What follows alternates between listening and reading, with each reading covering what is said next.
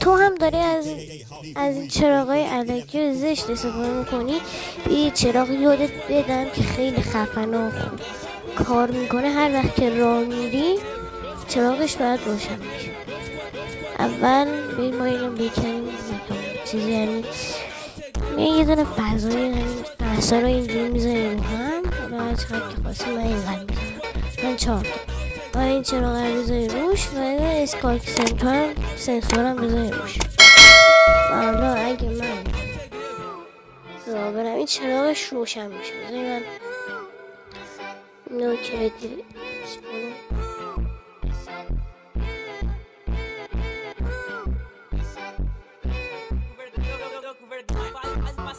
حالا اگه من بیام اینجا شب کنم اینو، الان وقتی راه برم چراغش روشن میشه. هر وقتی راه برم این صداشو میگیره زیرش، چراغ زیرش روشن میشه. من بود از آموزش این